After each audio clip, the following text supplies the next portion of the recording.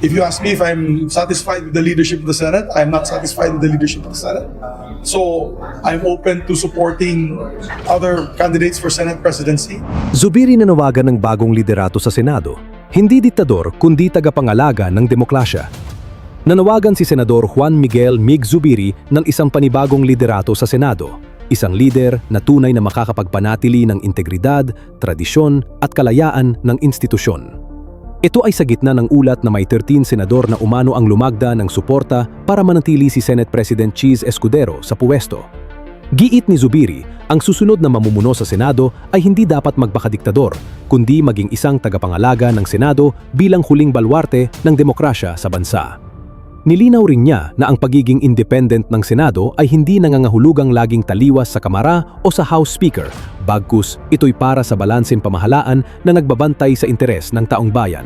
I don't want us to be similar to other chambers where it is only one emperor who dictates all the instructions to the members of the body. And if you ask me if I'm satisfied with the leadership of the Senate, I'm not satisfied with the leadership of the Senate. So I'm open to supporting other candidates for Senate presidency. Magandang araw mga kaibigan. Bigyan natin ng opinion, reaction, itong unofficial Ronald Bato de la Rosa Solid supporters. 16 minutes ago post. Okay.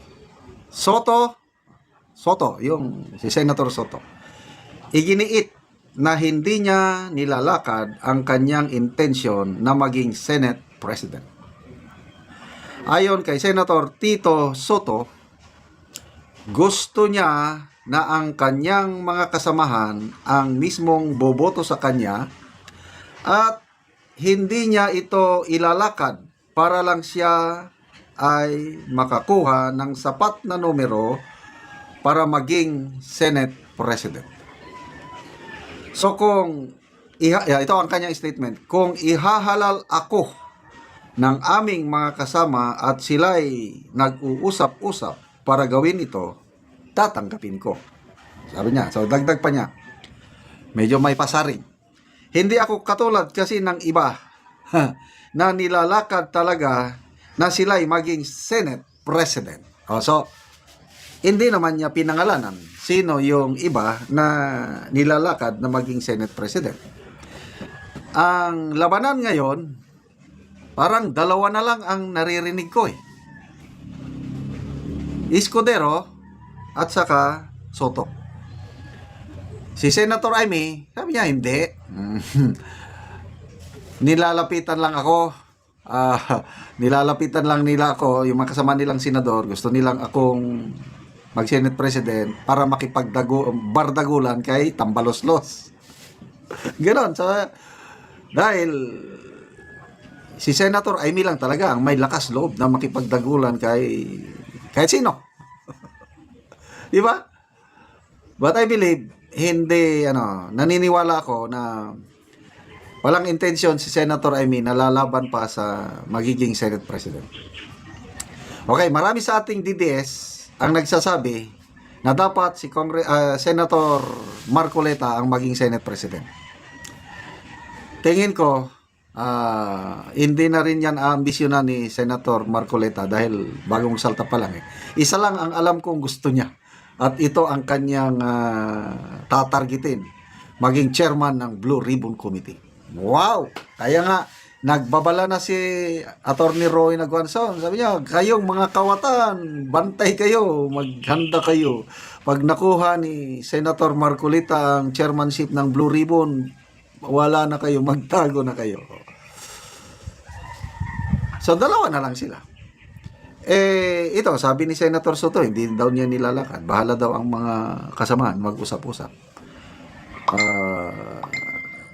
Na may nabasa kong post noon, Senator Bongo, Senator Bato, nagsabi na nilalapitan daw silang mga Duterte Black. Nilalapitan sila both kampo ni Soto at kampo ni Escudero para suportahan ang presidency either Soto or Escudero. So ngayon, na sinasabi ni Senator Soto na ipaubaya na lang sa mga kasamahan, anong ibig sabihin nito? Posible siguro. Kasi dati naman siyang Senate President. Posible. Kung gusto ng kasama niya, majority 13, tatanggapin niya. Kaya lang, kung wala siyang makuhang enough numero, edi okay lang. Palagi ko pwede yun. So, hindi siya talaga, hindi niya gagawin ang lahat para lang maging Senate President. So, that's good. So, sino ngayon ang malamang na maging Senate President? Ang alam ko, si Senator Escudero, gusto niya talagang maging Senate President. Itutuloy niya.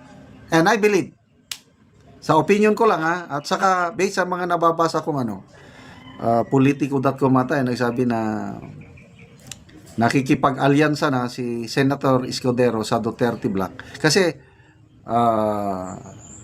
ilan bang block yan? 4 na block atay. May Soto Block, may Escudero Block, mayroong Duterte Block, and then meron din yung small block, yung mga Dilawan Block.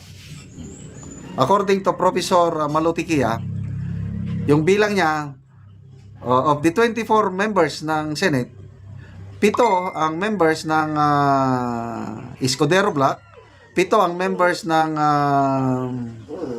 Soto Block, 7 rin ang Duterte Block, so 21. Plus 3 yung Dilawan, Hontiveros, Bam, and Kiko, so 24. So ang nakikita ni Professor Malutikia, most likely ang Dilawan Block yung 3 susuporta kay Soto, so 10 sila. Ako lang. Ang wala ka may tumatawag. Sandali kayo nag-vlog ako. Okay, kung nagsama ang Escudero Block at Duterte Block, tig 7-7, 14, di panalo na sila. So kung manalo si Senator Escudero at Senate President, mas kalmante na ako. Ito, opinion ko lang ito. Mas kalmante na ako na sa impeachment ni VP Sara. Kasi nakita ko si Senator Escudero may sariling diskarte. Hindi siya nadidiktahan. Ang kanya is collegial. Yung, kung ano ang gusto ng nakakarami, tignan mo yung botohan. Yung 18-5. Inalaw niya na magdebate ang mga mamaya nagbotohan. Lumabas 18, so panalo. Back to sender ang ano. So, to me, mas pabor kay VP Sara na ang maging Senate President si Senator Escudero. Pag siya ang naupo, tapos na ang laban sa boxing. Ano na? Nito? Knockout na ang kalaban. So, ilang linggo na lang, July 28, mag-e-elect na sila, malalaman na natin, Senate President, and after that, once na may Senate President, pwede na, impeachment court kagad, and then, yun na, dismissal ng kaso ni VP Sara. Huwag kayo magtataka kung wala ng bloodbath, ma-dismiss kagad ang impeachment laban kay VP Sara.